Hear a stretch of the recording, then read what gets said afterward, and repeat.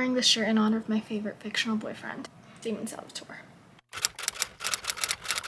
Hi besties, welcome back to my channel. Today we have a video that I've quite literally seen everywhere. I am someone who loves to see how other people rate their books. A lot of times I find that I give 5 stars to books that other people have given like 2 stars, and I find myself wondering, am I the problem? So today I'm going to be reading the highest and lowest rated book on my physical TBR. I am not going to use Kindle. I'm not going to use any books that I want to read that I don't have, because my goal for the remainder of the year is to finish out as much of my physical TBR as I could. The books have just been piling up. I think just having the books sitting here has made me feel like I'm not allowed to buy more books, and I've just been on a book buying ban because I'm not reading anything from my bookshelf and they're just chilling here. Prior to sitting down to make this video, I loaded my entire physical TBR onto a Goodreads folder, and I do want to mention that I have not looked at the highest and lowest rated yet, so this is going to be news to me as well. We are going to go here. Oh, this is by date added. Go here and let's do average rating. Okay, so I've sorted out the books and it looks like the lowest rated book on my TBR is Catherine House, and the highest would be Circe, which is on my August TBR, which is great because I do want to read from my August TBR. So I'm just going to grab those books and we're gonna sit here and I'll tell you more about them. This is kind of insane. Like, I did not get a single romance book. I really wanted a romance book because I feel like I would have breezed through it, but I guess I don't have that many romances left on my bookshelf. So the lowest rated book is Catherine House, and this has a 3.12 star rating. I'm just gonna read the back and then tell you guys what it is about. Okay, so this book is basically about a university that takes students free of cost. You live 3 years with no social contact with the outside world. You're just in this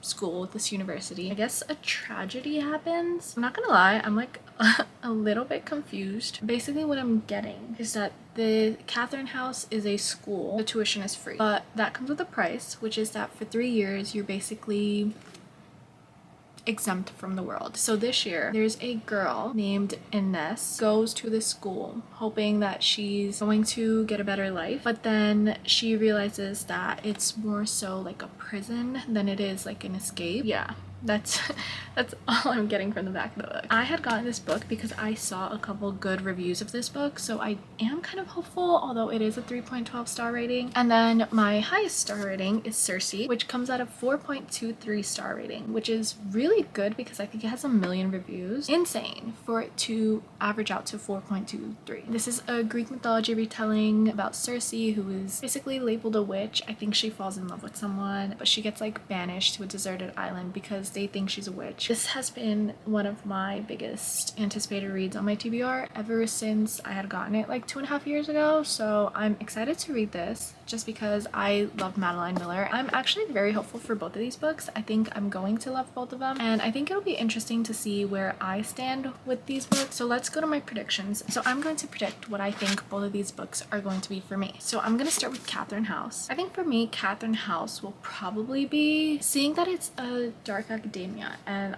most of the dark academia that I've read, I've given like a pretty good like above 4-star rating. I think this will land at a 4-star. I don't think it's going to be 5-star. With dark academia, I'm just very like opinionated and sometimes it just doesn't hit, so I think this one will be a solid 4-star. Going to Circe, I think this one will be nearing the 5-star territory. I don't want to say 5 and then just disappoint myself, but I do think this has potential to be a 5-star book for me. So per those predictions, I think I am going to start with the lowest rated book, Catherine House. Let's read.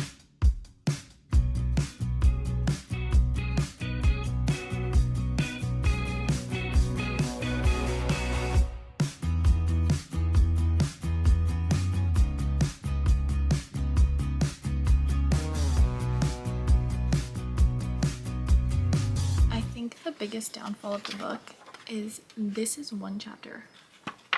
Chapter 1 ends on page 40.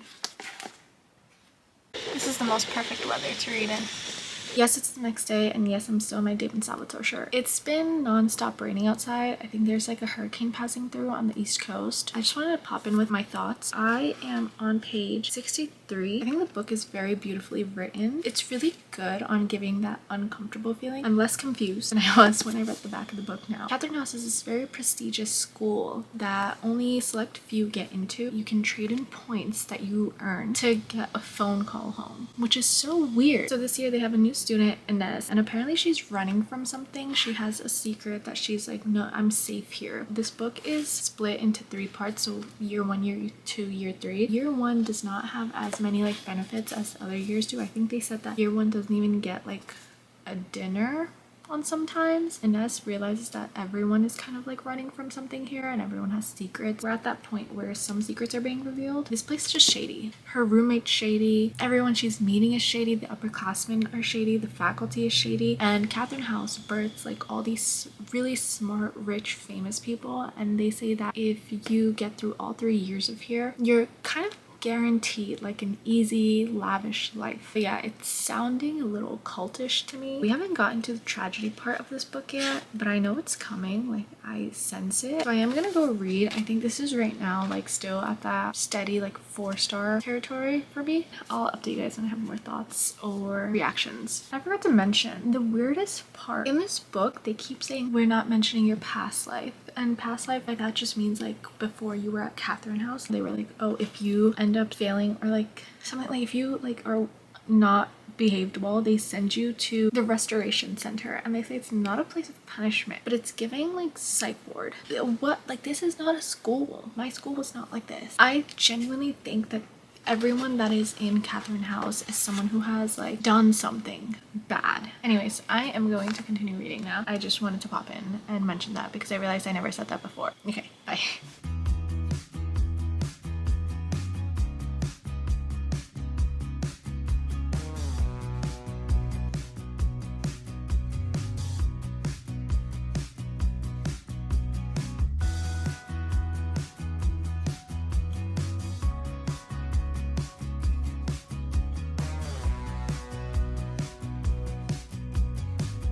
It's been a couple of days. I simply just, I don't know what happened, but I finished Catherine House. I surprisingly really like this book. I don't get why it's such a low rating on Goodreads. I think it was 3.12. I love this. I think I gave it a 4-star. At the end of this book, I was kind of like, what did I just read? Like, the whole thing just felt like a fever dream, and then like the end just felt like it just ended. I don't even know if that makes sense. It's very eerie, it's very gothic, it's very character driven, I want to say. But I kind of just wish that they explored more on Theo. It feels a little unfinished, but I think that's what makes this book really good. That's what adds the character to this book, and that's what makes you feel like you're in this story. I just kind of wish that it dove into the rumors and the secrets and like the other people that used to be here, but I get it because this is mainly just Inez's story and her experience, and it's not necessarily about other people, it's just what she's discovering here. So I gave it a 4-star. I think this was pretty good for a low rated book on my TBR. The way that the writing style is, it kind of pulls you in, so like even though it's slow, it doesn't really feel like it's slow. I think the confusion really plays into the writing style. I think the way Elizabeth Thomas wrote it, I think she wanted us to be confused with Inez, and it's like we don't know any more than she does. Finished that, and so last night when I was on my bed, I started reading Circe. I started pretty late, and I was like, okay, I'm just gonna read a chapter, but I think I got to like page 20, and then I like forced myself to put it down because I was like, I know that I will end up like reading so much of it, and this book is already so good. I'm about to start chapter 4. I'm like 2 pages away from chapter 4. I already have a feeling that this is going to be a 5-star read just because Greek mythology, Madeline Miller, the writing is beautiful. I already started tabbing. I don't know if you guys can see. There's a few. I think there's like 3 tabs so far. Her prose is beautiful. So I am going to continue reading this. I will update you guys if I have any more thoughts or if I have anything else to say, but so far I love this book, and every time I pick it up I cannot put it down. I'm about to whack myself with this bookmark. Oh my god, also, do you guys want to see my bookmark? Look at it. It says, just a girl who loves horror movies. Look how cute. And then there's like a little ghost that hangs off of the book, so like when you put it in, you just kind of like leave it there. Tell me that's not cute. I am going to go read and we'll update you guys on thoughts.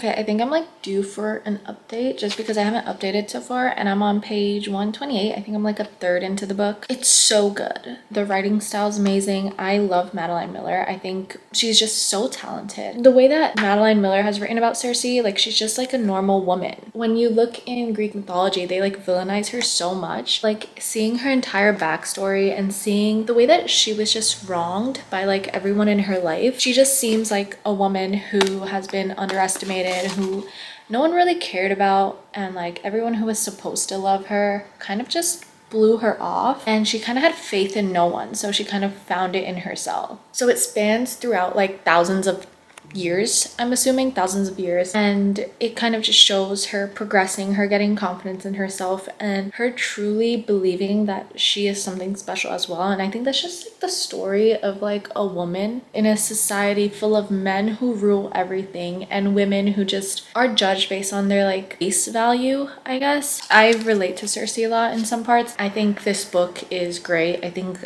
it's reaching for a 5-star read, and honestly I didn't expect anything less. Yesterday while I was like reading this, I was like looking for Medusa books, so if anyone knows any like really good Medusa retellings, I'd love to read that. I like found myself getting mad at certain parts of this book just because you really feel for Cersei. That's my thoughts on it so far. I'll update you guys when I get a little bit farther into it. I can see how this was one of my high rated books.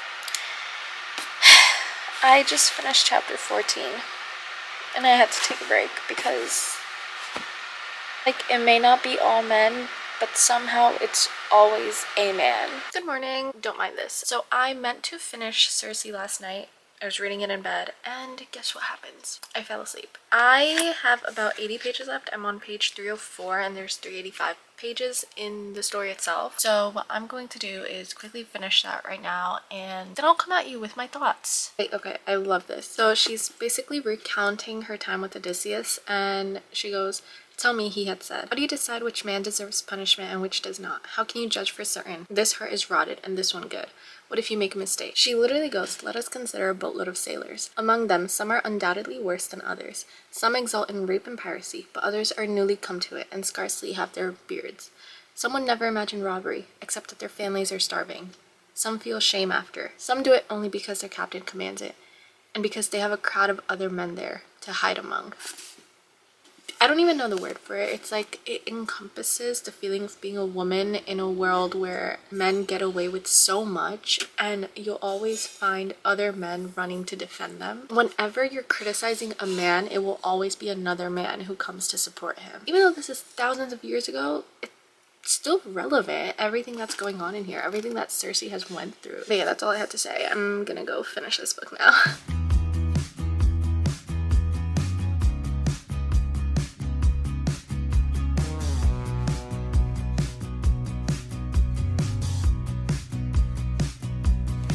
Finished, and this was beautiful. I'm going to sit on it and I'll come back with my thoughts. Okay, let me go grab the books and then we'll talk. So I've gathered my thoughts on Cersei, and I decided I'm giving this book a 5 stars. I absolutely loved it. I ate it up, and I think it's a really good demonstration of womanhood, and I kind of want to read you guys what I wrote on Goodreads, so give me a second. Okay, so on Goodreads, my review. Cersei is a story of every woman in a world of men. It is a story of the outcast daughter who knows she was not destined for the life her family brings for her, yet has no way of escape. It's the story of women finally finding peace within themselves after being made to feel as though they are not worthy of things as simple as love and loyalty, and it is the journey to self-love.